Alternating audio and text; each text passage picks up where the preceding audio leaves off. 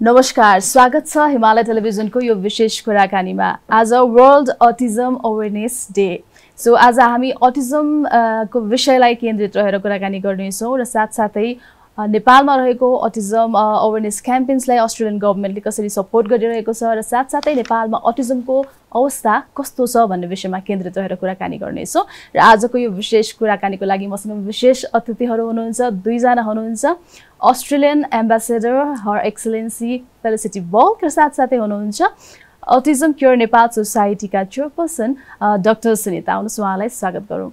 Your Excellency and Dr. Sunita, welcome to the show. Thank you. And thank you for coming. Thank you so much. I'm going to start with Your Excellency. We have seen Australian government supporting campaigns related to autism in Nepal, and most recently the free concert that has been organized by ACNS in Kathmandu. So how was the concert and experience of Australian government? Listen, it was a fantastic experience, and thank you so much to Himalaya TV for partnering with this important initiative. It was a fabulous event on the night, but it's the start of a broader campaign. And we know that this is important because autism is a disability that's rarely talked about. It's often invisible. It's really important to draw attention to autism awareness. And so we were absolutely delighted to partner with our friends at Autism Society, Society Nepal, also with Himalaya TV, with Event Solution, with Kathmandu Metropolitan City, and of course, most importantly, 1974 AD, who played this fantastic event. They're a big band with an even bigger heart, providing this level of profile and support to important messages around autism awareness. But as I said to the audience that came on the night, this is just one moment in time. It's a history-making moment, but it's one moment in time. And what I've said to all who attended and what I say to your audience is we want people to take the energy and the passion from events like a free public concert with Nepal's foremost band. Take that energy and passion out and take it into your daily life and embrace autism, embrace people living with autism, promote messages of understanding, awareness, compassion and inclusion, and do this in practical ways as well. And this is at the heart of Australia's development policy, and at the heart of Australia's foreign policy across all of our activities around the world, but especially here in Nepal. We're promoting social inclusion, we're promoting disability inclusion, because our strong belief is that this is a fundamental human right, that every single person, whatever their ability, whether or not they have disabilities, has the right to live full lives and to contribute to fairness, to justice in their communities, and to be empowered to do that. And that's at the heart of everything we do in Nepal. Your Excellency, I'll come back to you again. Now moving to Dr. Sunita. Same, the concert was organized by Autism Cure Nepal Society, which belongs to you. And you being a chairperson, how was the concert overall, and how impactful was the concert? How successful has it been? Thank you for the question. I think concert was a great success. It was a very, very huge support from all the partners, mainly Australian Embassy. There was a lot of work done in a team for the preparedness, even Solution, Himalayan Television, Kathmandu Metropolitan City. So we could feel the warmth and support from all the partners, and the viewers were like overwhelmed. And there was a very, very important message about embracing the autism, because autism is very, very invisible in a way. So I think that was a very, very strong message people could get through the concert. Dr. Sunita, first of all, thank you for the kind of work that you've been doing. You have dedicated your life in advocating for the rights of people with autism, right? So it's been quite a long journey. Eh? So as we start गरेदेखि यो फिल्डमा यो इश्यूजमा अटिजमको बारेमा awareness जगाउन क्याम्पेन्सहरु गरिरहनु भएको छ. Back then र अहिलेको सिनारियोमा नेपालमा चाहिँ अटिजमको सिनारियो कस्तो छ, सिचुएसन कस्तो छ? Thank you for this important question. Autism चाहिँ नेपालको सिचुएसनमा अझै पनि नौलो नै जस्तो लाग्छ कता कता। अब कुनै बेला जस्तै 2008 भन्दा अगाडितिर चाहिँ अटिजमको इभन नाम पनि त्यति प्रचलित हुँदैन थियो। मान्छेहरूले यसलाई चाहिँ बौद्धिक अपाङ्गता भनेर चिनिन्थ्यो, किनभने एकदमै सिभियर फर्म अफ अटिस्टिक मान्छेहरूको डायग्नोसिस हुन्थ्यो र यो बच्चाहरू चाहिँ अब काम लाग्दैन किसिमबाट त्यसरी चाहिँ लेबलिङ हुन्थ्यो। र 2008 पछि जब अटिजम केयर नेपाल सोसाइटीले विभिन्न प्रकारको अवेरनेसको कामहरू गर्दै आयो, काठमाडौँमा चाहिँ यसको सिचुएसन धेरै चेन्ज भएको छ। काठमाडौँ बाहिर पनि केही हदसम्म अर्बन ठाउँहरूमा चाहिँ चेन्ज भएको छ। पहिला पहिला चाहिँ कस्तो हुन्थ्यो भन्दाखेरि अब प्यारेन्ट्सहरूलाई अरू सम्बन्धित सरोकारवालाहरूलाई यो बच्चाको विकासको बारेमा, जस्तै कुनै पनि विकासमा ढिलाइ भयो, अरू बच्चा सर विकास भइरहेको छैन भने त्यसको ख्याल नहुने, त्यसको सचेतना नहुँदाखेरि चाहिँ समयमा नै पहिचानको लागि नहिँड्ने र बच्चा हो, विशेष गरेर छोरा बच्चा हो ढिला बोल्छ, किनभने अटिजम चाहिँ केटा बच्चाहरूलाई बढी हुन्छ, जसले गर्दाखेरि एकदमै ढिलो मात्रै हेल्प लिन जाने र स्पिचमा मात्रै बढी फोकस गर्ने पाइन्थ्यो र जसले गर्दा थुप्रै नानीहरूको चाहिँ एकदमै लेट डायग्नोसिस हुने गरेको पाइन्थ्यो भने अब आइकन चाहिँ एटलिस्ट अर्बन एरियाजमा चाहिँ अलि सानो बच्चाहरूकै प्यारेन्ट्सहरू पनि हेल्प माग्न आउने, ढिला हुने केही छ भने अब केही पो भयो कि मेरो बच्चालाई भनेर चाहिँ क्वेरिजहरू गर्ने, त्यो चाहिँ चेन्जेस हामीले ड्रास्टिकली पाएका छौँ। र 2010 तिर इभन ग्लोबल सिनारियोमा पनि 150 जनामा एकजना बच्चालाई अटिजम हुन्थ्यो भन्ने एउटा एस्टिमेसन थियो भने अहिले आएर चाहिँ 44 1 in 44 भनेर आएको छ। तर WHO ले चाहिँ नियरली ग्लोबल पपुलेसनको 1% लाई अटिजम छ भनेर उहाँहरूको एउटा पुष्टि छ र त्यही आंकडालाई लिने हो भने पनि नेपालमा पनि नियरली 250 देखि 3 करोड 250 to 300,000 मान्छेलाई चाहिँ अटिजमको कन्डिसन हुन सक्छ। So it's highly prevalent. तर नेपालको सिचुएसनमा चाहिँ यो नम्बर देखिरहेको छैन, हाम्रो जनगणनामा पनि देखिँदैन, नेपालको सरकारबाट पनि यसको प्रिभलेन्स स्टडीहरू भएको छैन, त्यसैले संख्या चाहिँ देखिएको छैन। तर बच्चाहरू हुनुहुन्छ र अब डायग्नोसिस ढिला हुने आफ्नो ठाउँमा छ, तर डायग्नोसिस भइसकेपछि पनि उहाँहरूलाई चाहिने सर्भिस स्कुलहरूको चाहिँ अत्यन्तै चुनौती छ नेपालमा। यहाँले भन्नुभयो जुन जस्तो गभर्नमेन्टको तथ्याङ्कमा, सरकारको तथ्याङ्कमा त यो देखिँदैन कतिजनालाई छ भनेर, त्यो भनेको त डायग्नोसिस कसरी गर्ने अथवा लेट डायग्नोसिसको कारणले हो कि अथवा डायग्नोसिसको प्रणाली हामीसँग नभएको हो कि अथवा क्वालिफाइड हेल्थ प्रोफेसनल्स जसले अन्डरस्ट्यान्ड गर्नुहुन्छ यो न्युरो डेभलपमेन्ट इस्युजलाई लिएर यो कमी भएको कि कस्तो हो यो नेपालको सिचुएसनमा चाहिँ? यसमा तपाईँले भन्नुभएको सबै कारणहरू पर्छन्।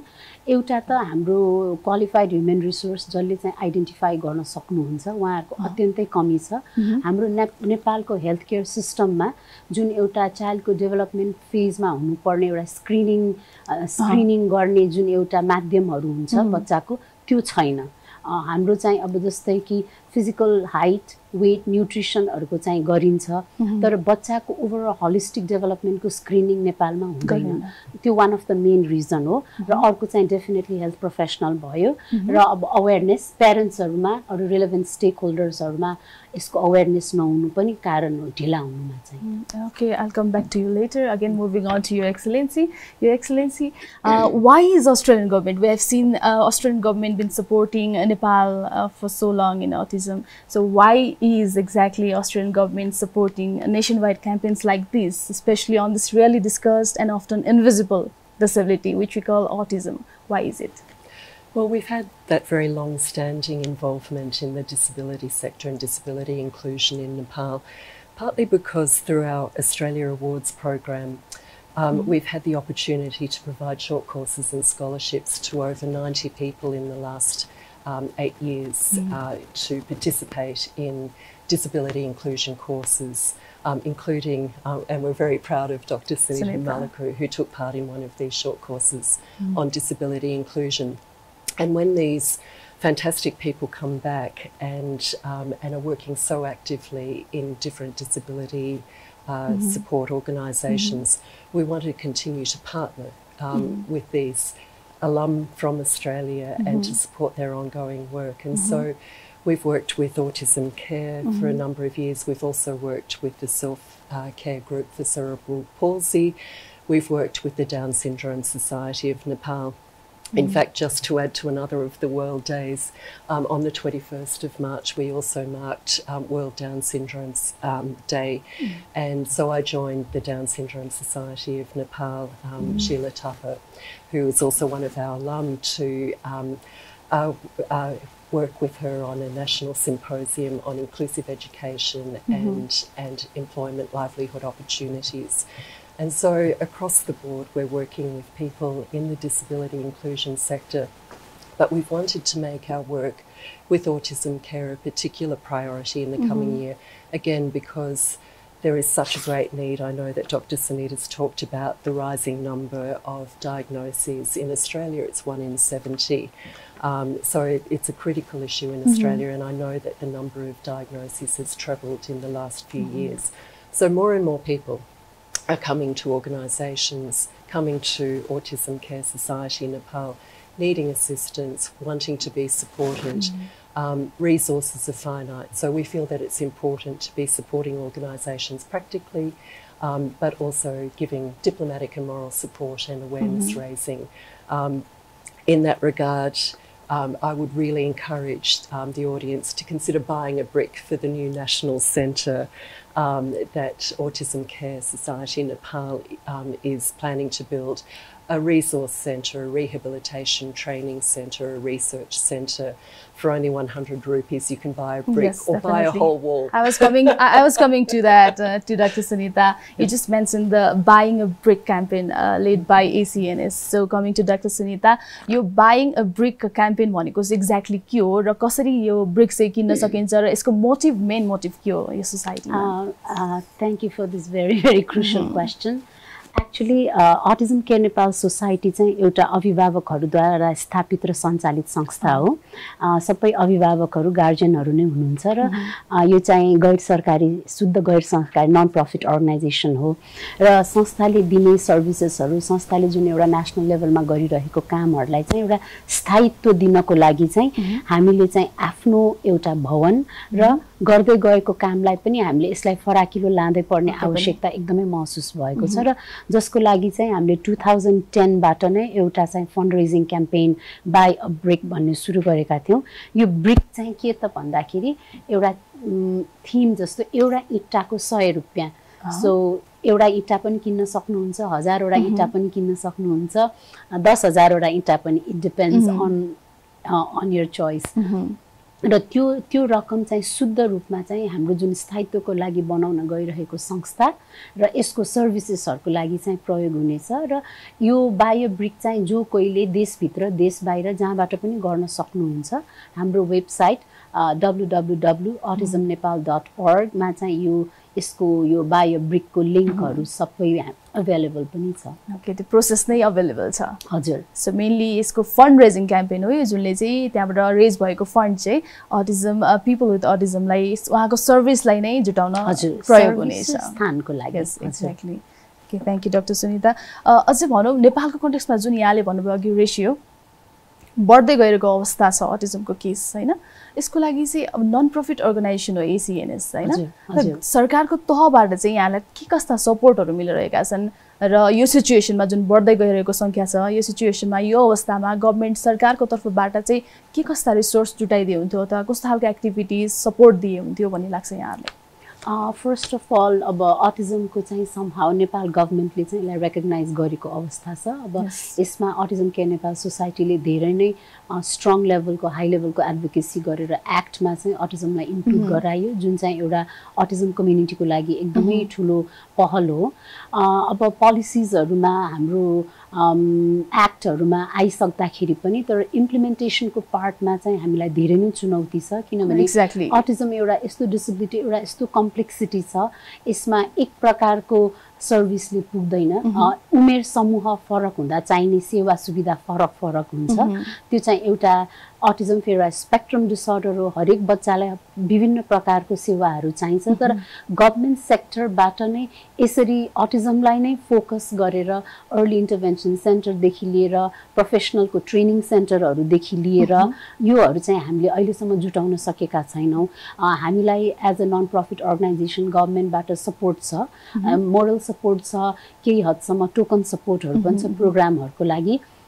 तर एज अ संस्थाबाट हाम्रो या चाहिँ speaking for the whole autism community of whole of Nepal गभर्नमेन्टबाट चाहिँ यदि किनभने जब पनि हामीले अटिजम भएको व्यक्तिको चाहिँ एउटा क्वालिटी अफ लाइफको कुरा सोच्छौँ त्यतिखेर चाहिँ चाहिने भनेको नै प्रोफेसनल्स र गुड ह्युमन रिसोर्स स्किल्ड रिसोर्सहरू किनभने यो त लाइफ लङ टिचिङ लर्निङ उहाँहरूलाई चाहिन्छ र एकदम सानो अर्ली एजको बच्चादेखि लिएर एडल्टहुडसम्मलाई सोच्दाखेरि हामीसँग त्यो प्रकारको तयारी छैन र गभर्नमेन्टले चाहिँ त्यो तर्फतिर चाहिँ एकदमै बढी स्ट्राटेजिकली ध्यान दिनुपर्ने चाहिँ मैले महसुस गरेको छु रिकग्निसन त आफैमा एउटा ठुलो कुरा भइहाल्यो यो कम्युनिटीको लागि बट रिकग्निसनले मात्रै त हुँदैन यो त इम्प्लिमेन्टेसनको कुरा आउँछ पोलिसिसको कुरा आउँछ होइन मैले भर्खरै पनि म रेडी हुँदै गर्दा पनि मेरो मेकअप आर्टिस्टले चाहिँ के भनेर सुनाउनु भने आफ्नो आफन्तमा कोही अटिजम बच्चा हुनुहुन्छ तर उहाँलाई पढाउने त्यस्तो खालको अटिजम फ्रेन्डली स्कुल्स छैन अनि पछि गएर बच्चाले के गर्छ त लाइफ सस्टेन गर्न किनभने पिपल विथ अटिजम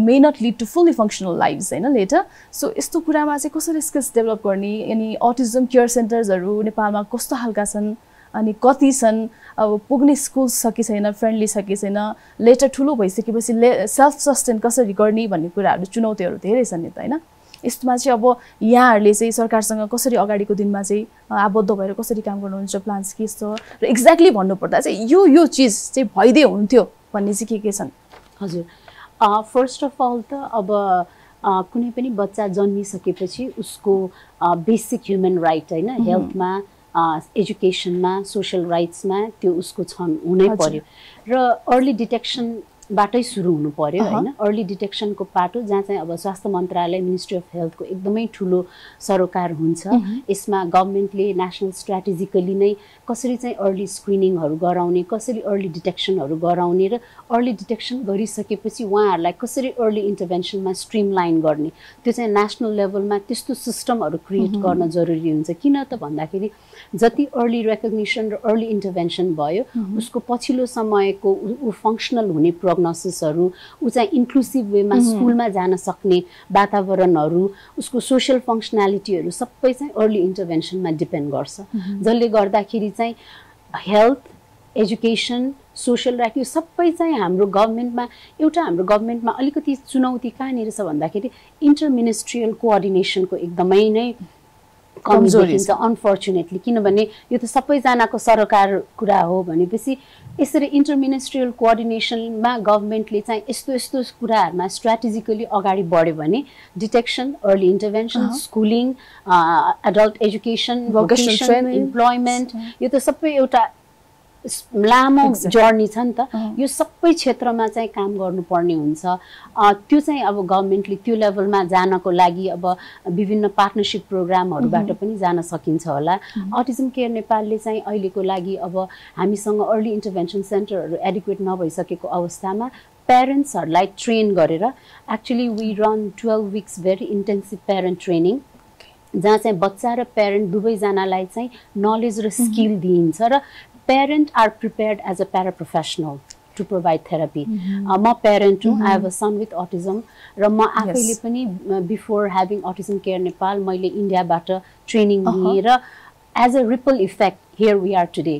हैन parental empowerment is very very very strong र प्यारेन्टलाई इम्पावर गर्ने बित्तिकै उसले उसको परिवारलाई इम्पावर गर्छ उसले कम्युनिटीलाई इम्पावर गर्छ उसले उसको बच्चाको अधिकारको लागि एडभोकेसी गर्न सक्छ प्रपर स्कुलिङको बारेमा उसले बुझ्न सक्छ यो सबै कुराहरू चाहिँ हामीले एकदमै यसलाई चाहिँ एम्फसिस गर्छौं प्यारेन्टल एम्पावरमेन्टलाई र त्यो बाहेक अब हामीले अरु regular private school government school जहाँ चाहिँ इन्क्लुसिभ एजुकेसनको लागि पनि हामीले एकदमै धेरै एडभोकेसी गर्छौं म आफै पनि अस्ट्रेलियन एलुमनाइ मैले इन्क्लुसिभ एजुकेसनमा नै सर्ट कोर्स गरेको हुनाले चाहिँ यसबाट मलाई धेरै ज्ञानहरू पनि प्राप्त भयो र हामीले टिचर्स ट्रेनिङहरुको माध्यमबाट स्कुल प्रिन्सिपलहरुसँगको कुराकानीहरुबाट विभिन्न लेभलमा चाहिँ हामीले इन्क्लुसिभ स्कुलको लागि पनि त्यतिकै पहलहरु गरिरहेछौं र एटलिस्ट प्री स्कुल र प्राइमरी स्कुल लेभलमा चाहिँ केही हदसम्म बच्चा अवसर पाएका छ तर एकदमै अपुग छ अब यसमा चाहिँ गभर्नमेन्टबाट नै कुनै स्ट्र्याटेजिकली नगएसम्म it's not going to be solve फ्रेमवर्कमा रहेर एक्ज्याक्टली एउटा सिस्टम बनाउनु पर्यो गभर्नमेन्टले किनभने अबको दिनमा प्रिभलेन्स यसरी बढिरहेछ school can't always deny this children they have to be equipped तर अब when they are not trained उहाँहरुसँग त्यो तालिम छैन भने वी कान्ट ब्लेम देम त्यो त हामीले अब सरकारले सबैजनाले लिने जिम्मेवारी हो जस्तो लाग्छ so it's a process inclusive education is a evolving process it can't just happen in a day हैन यसमा थुप्रै कुराहरू रिभल्भ गर्छ so we are very very hopeful those things will proceed in a positive way in future. Again, I personally would like to thank you for what you've been doing in your sector. Clearly, campaign ACNS the only active organization that has been doing campaigns related and raising awareness related to autism in Nepal. Coming back to your Excellency. Like we discussed on people with autism might not lead to fully functional lives later. They might need modest support and all.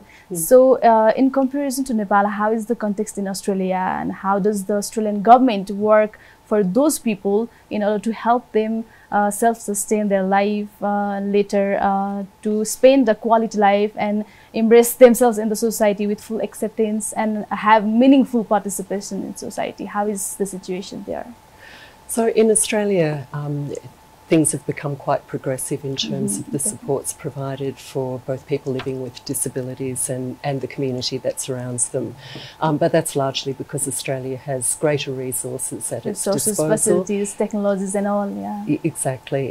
And also in Australia we have a federalist government that has spanned over 100 years. In Nepal there are still multiple levels of government that are identifying roles and responsibilities in this and other spaces. I'll use the example of one of our state governments, so equivalent to a provincial government in Nepal, in South Australia. The state government there has appointed a specific position of Assistant Minister for Autism. So there is this very high-level position that is responsible for providing policy advice and policy implementation around support for people living with autism. And so some of the practical supports that have come out of that position and the work of the team that supports that Assistant Minister is activity in the education space. There is now in South Australia, in every government-run classroom where there is someone who has autism, there have to be learning aids in place, and those are provided by the state government. There is training given to businesses and retail establishments, so shops. They can register to be certified as being autism friendly. They're provided with free training about how to make their retail establishment or their business more supportive of people living with autism. There's work specifically done in the social event space so that any government-run public event will have specific measures in place to make it autism friendly. So that may include sensory safe spaces for people with autism. So a range of measures across the board. But government is also working closely with the private sector to promote employment and livelihoods opportunities for people living with disability, including people with autism. Hope we can thrive to that kind of situation in Nepal as well. So Your Excellency, gathering all your experiences in Australia, are there any suggestions that you would like to give to the stakeholders here in Nepal? So I guess I would just share again the experiences I've seen at the individual, at the government, and perhaps also at that very high level of foreign policy and development policy. At the individual level, it's been fantastic for me to see people come to the concert that we had at Terai to support autism awareness on that particular night, to show their solidarity for people living with disability. And I would encourage individuals to continue that journey. Educate yourselves. Be open, be tolerant. Don't shy away from awkwardness about disability. I think we just need to have these conversations and we need to walk beside people and try and understand what it's like to live with particular disabilities. Get involved, volunteer, support through fundraising.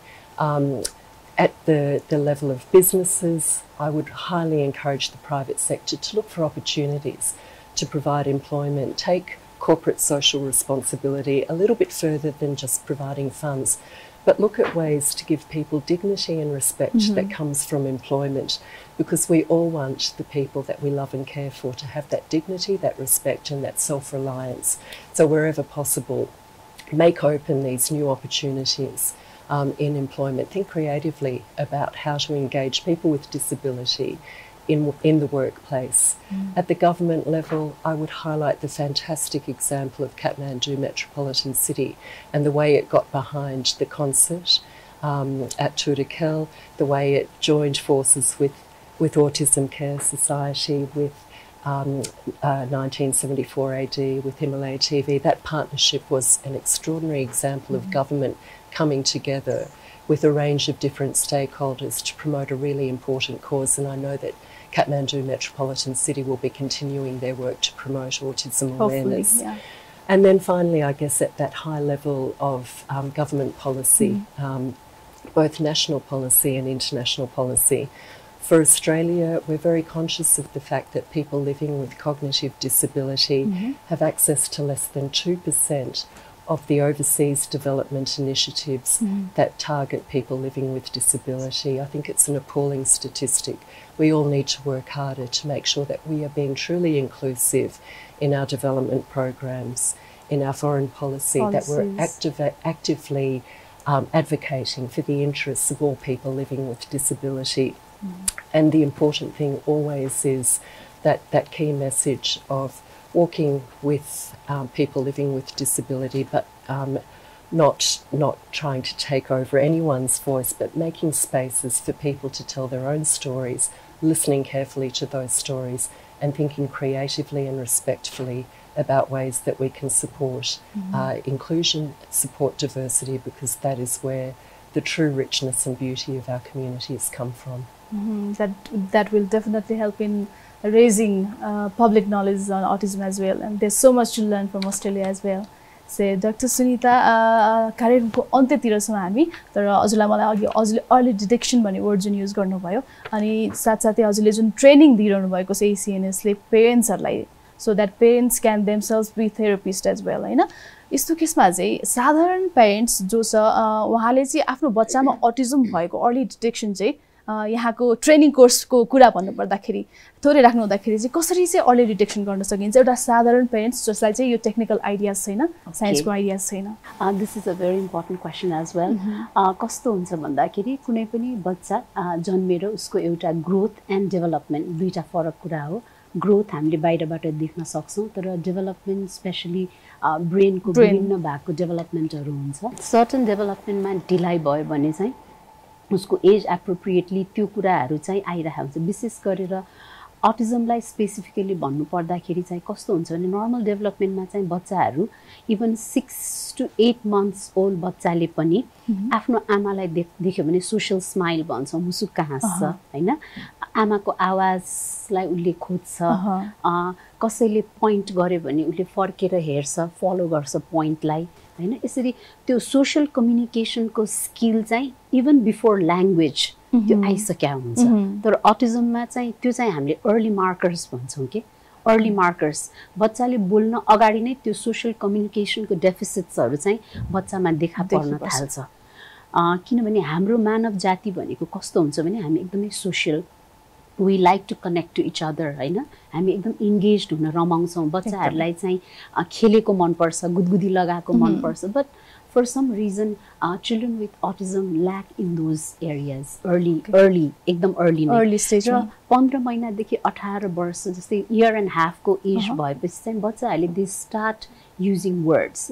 त्यो word चाहिँ meaningful वर्डहरू भएको हुन्छ, हैन? थोरै भए पनि तर मिनिङफुल हुन्छ र थुप्रै नन भर्बल जेस्चर्सहरू, हैन? अब जस्तै कि टाटा हुन्छ, हुँदैन, देउ देउ, यस्तो नन भर्बल जेस्चर्सहरू धेरै युज गर्छ नर्मल डेभलपमेन्टमा. तर अटिजम भएको बच्चाहरूले त्योहरू पनि गर्न जानेको हुँदैन. र अलि प्रष्ट चाहिँ जब 2 वर्ष 2 years एन्ड अबभ जब यो टडलर स्कुल जाने बेला भएपछि चाहिँ पेरेन्ट्सहरूले चाहिँ सिग्निफिकेन्टली चाहिँ बच्चाले नबोलेको मात्रै याद गर्न सक्छ, स्पिच डिलेमा याद गर्न सक्छ. तर त्योभन्दा अगावै यस्तो अर्ली साइन्सहरू यदि बच्चाले एज एप्रोप्रिएटली एउटा भर्बल या नन भर्बल कम्युनिकेसनमा ल्यागिङ देखाइरहेछ, एकदमै सटल हुने या चाहिँ कुनै एकदमै रेपिटेटिभ बिहेभियर्सहरू देखाइरहेछ, हैन? खेलिरहेको छैन, प्रिटेन्ड प्लेजहरू गरिरहेको छैन भने that should be a flag that child is having some delay.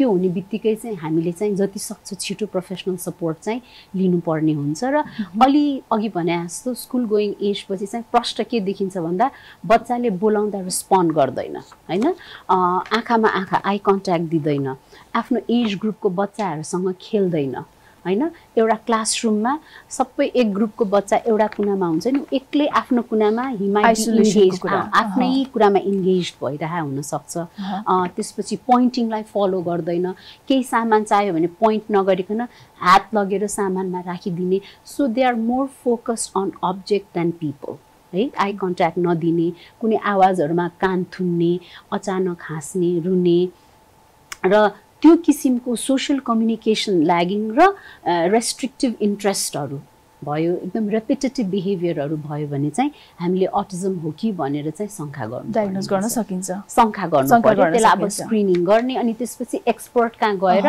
Diagnosis गराउनु पर्यो यहाँले भनि नै हाल्नुभयो एक्सपर्ट कहाँ गएर डायग्नोज गर्ने कुरा प्रोफेसनल सपोर्टको जुन कुरा छ अब अहिले पनि सिचुएसनमा कतिवटा पेरेन्ट्स चाहिँ नेपाल भित्र राम्रो सपोर्ट नपाएर हाम्रो नेबरिङ कन्ट्रीज इन्डिया भनौं न त्यता गएर बसेर चाइल्डकै लागि भनेर आफ्नो सबै कुरा छोडेर ट्रिटमेन्टको लागि बसिरहनु भएको छ नेपालको कन्टेक्स्टमा चाहिँ जुन अवेलेबल छ सपोर्ट त्यो चाहिँ कतिको एक्सपेन्सिभ छ खर्चको हिसाबले भन्दा पनि अनि कति लामो समय लाग्न सक्छ र ट्रिटमेन्टको इम्प्याक्ट कस्तो हुन्छ अब ट्रिटमेन्ट इन अ सेन्स अब यो इट्स नट अ डिजिज हैन यो थेरापी यति समय औषधि खाने या यति थेरापीले सिद्धिने भन्ने हुँदैन इट्स अ प्रोसेस है अब पहिला सुरुमा त अवेलेबल सर्भिसेसहरु कहाँ छ कति पेरेन्ट्सलाई त्यो थाहा हुँदैन अहिले सम्ममा चाहिँ अब हाम्रो टिचिङ हस्पिटलको पिडियाट्रिक डिपार्टमेन्टले चाइल्ड डेभलपमेन्ट क्लिनिक चाहिँ मन्डे र थर्सडे चलाउनु हुन्छ त्यो एउटा अर्को कुरा चाहिँ कान्ति बाल अस्पतालमा उहाँहरुको चाहिँ न्यूरो पिडियाट्रिक साइकाइट्री डिपार्टमेन्टहरु छ त्यहाँ पनि हुन्छ र अर्को हामीले अटिजम केयर नेपाल सोसाइटीमा पनि हाम्रो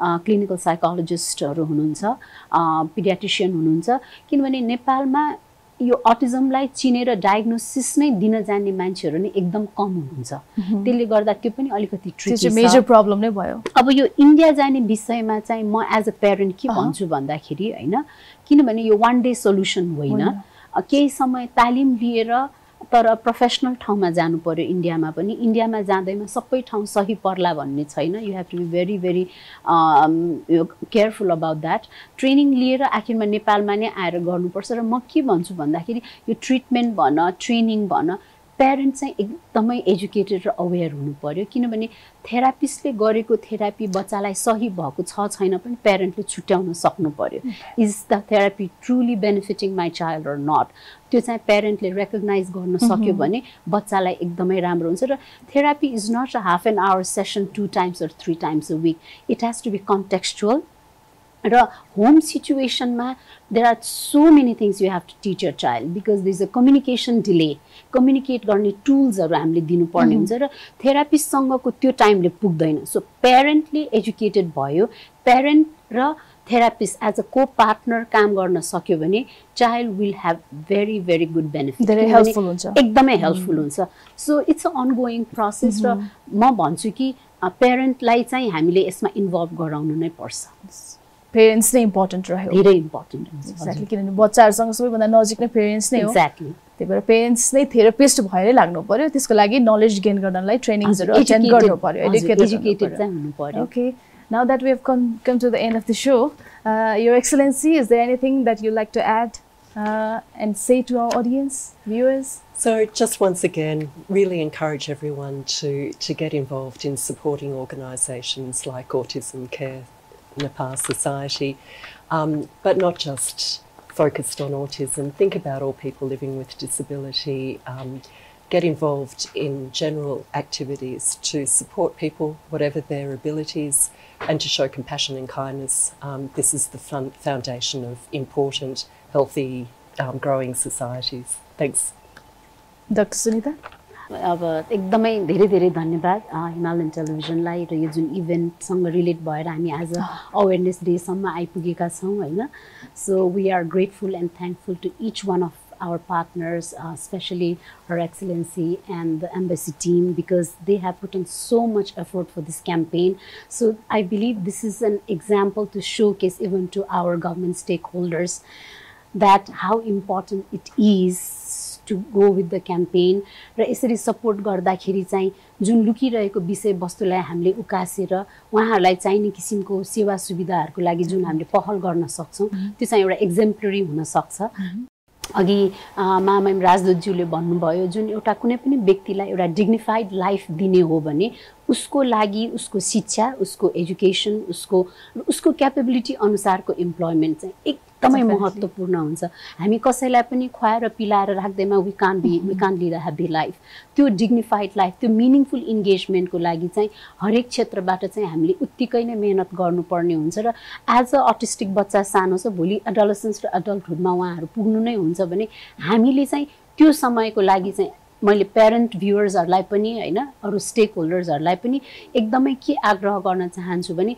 हामीले हाम्रो एडल्टहुडमा रहने अटिजम भएको व्यक्तिहरूको चाहिँ एउटा डिग्निफाइड र मिनिङफुल लाइफको लागि चाहिँ धेरै नै काम गर्नुपर्छ र यसमा सबैजनाको एकदमै ठुलो माया र सहयोग चाहिन्छ डेफिनेटली मोरल सपोर्ट मात्रै भएन प्र्याक्टिकल वेज पनि चाहियो हजुर हजुर thank you both of you excellency thank you for coming thank you for valuable time thank you doctor Sanita for wonderful words thank you everyone thank you